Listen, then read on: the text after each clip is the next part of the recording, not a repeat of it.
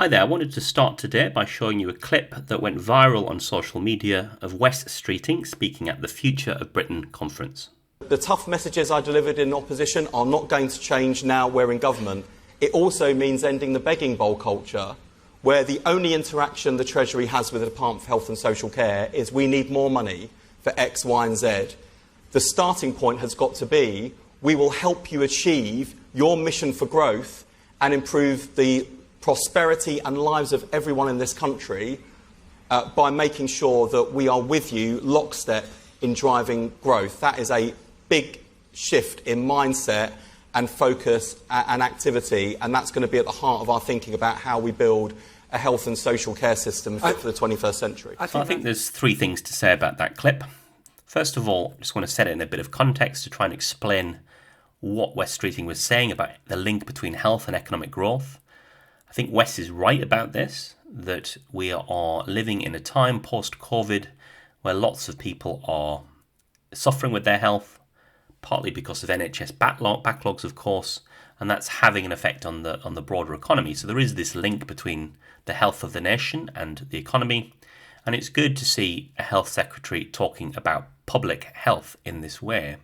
However, the comment that he makes about the begging bowl culture is clearly ill-judged at best and worrying at worst for all of us, because clearly the National Health Service is going to need more money, it's going to need more investment, and not just the magic word reform in order to improve.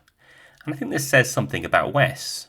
I became aware of him when he was the president of the NUS, the National Union of Students, back in the day, but ever since I've been aware of him, he's had this very, very difficult to hide ambition to become leader of the Labour Party and Prime Minister.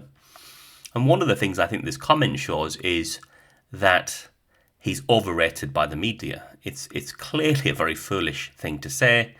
He's just days into the job and he's already said two things that have garnered lots of press and social media attention. So very foolish. The third thing I want to say, and probably the most important thing I want to say, is on the theme of hard choices in politics. We often hear politicians talk about hard choices in politics, but it's always particular choices that are regarded as being hard choices.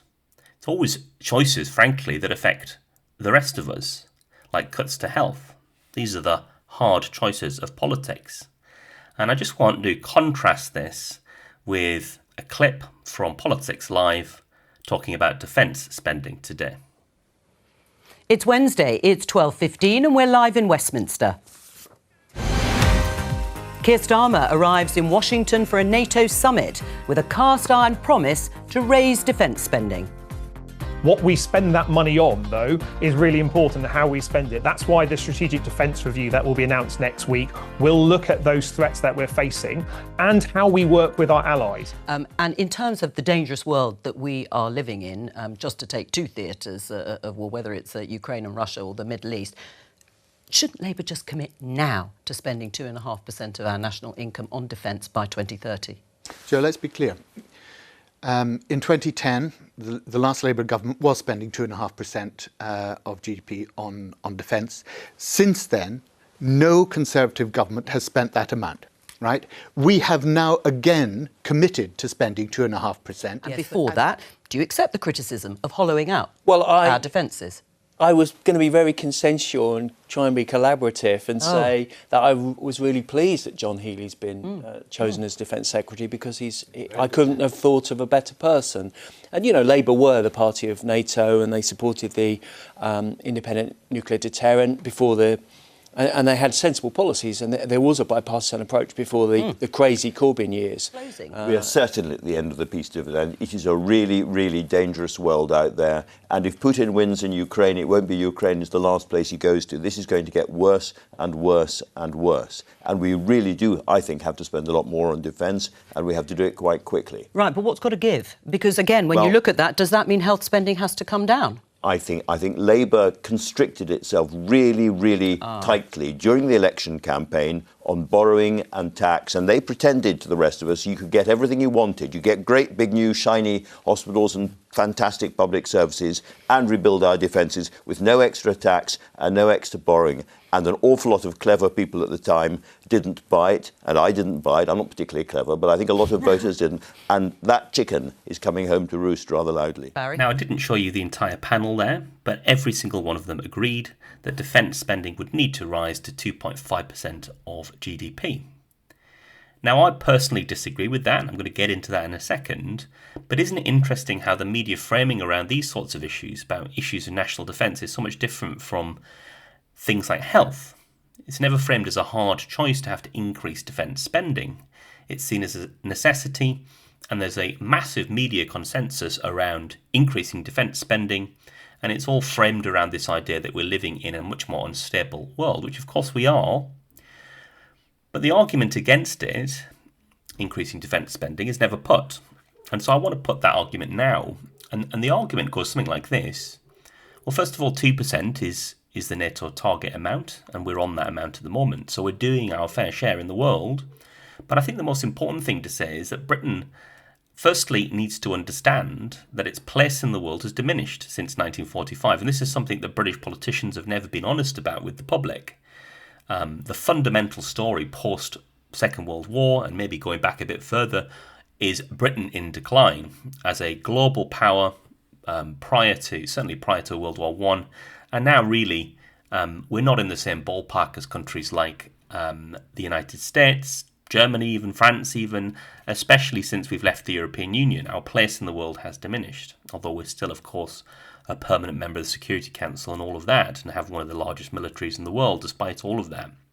But I think the key thing to think about with Britain is why do we need to be involved in conflicts halfway around the world? And when we are involved, why do we need to always take the position that the United States does in these conflicts? Gaza is just one example of that, where we've gone lockstep with the United States.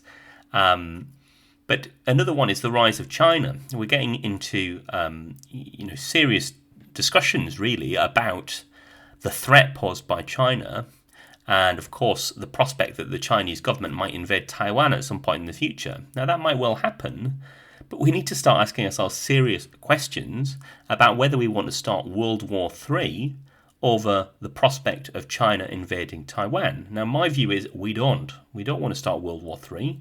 What we actually want to do is recognise that Britain is a tiny island off the coast of Europe, surrounded by water, in a very good strategic position in relation to the rest of the world, and actually that Britain's security is only ever threatened if there is a large-scale European conflict. And despite what's happened in Ukraine, I would still say that we are a long way off that. After all, Putin has not had a very good war.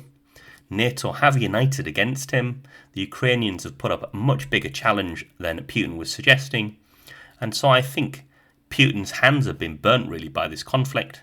And so I would say that we shouldn't be increasing defence spending.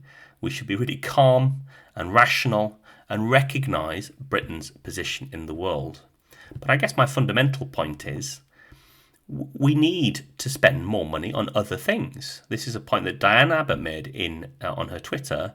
There are other priorities. If politics is really about hard choices, why is funding the National Health Service a hard choice, but funding defence isn't? Well, but Barry, can I just put this to you, because this is obviously an alternative view when it comes to defence spending. Diane Abbott, now Mother of the House, Labour MP. There's no surprise that ex-military types and lobbyists for arms makers want more spending on the military. But Labour must have other priorities: the NHS, schools, housing, universal free school meals, an end to the two-child benefit cap. Do you have some sympathy with what she's saying? One final point before we finish, which is that all of this Labour Party machismo on defence is motivated, at least in part, by a political motive, which is to put as much distance as possible between Keir Starmer and his leadership of the Labour Party and now the country, and that of Jeremy Corbyn.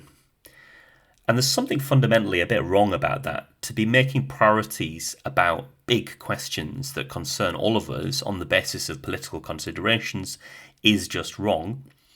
But the second thing is that actually Jeremy Corbyn committed to spend 2% on NATO in both manifestos and committed to Trident. Now, I'm aware that there were differences of opinion between Jeremy Corbyn and Keir Starmer, but actually a lot of the time, with notable exceptions, Jeremy Corbyn was right, and Keir Starmer and others on his wing of politics, Blair for example, were wrong. Corbyn was against the war in Iraq, vindicated by history. Corbyn was against the war in Afghanistan, vindicated by history. Libya, vindicated as well. So, the media consensus around this is troubling as well.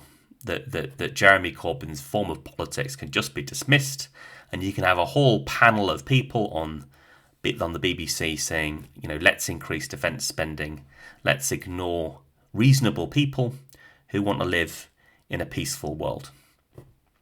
Well, that's all for now. I hope you've enjoyed this video. If you liked it, please share it with others, and don't forget to like and subscribe to the channel.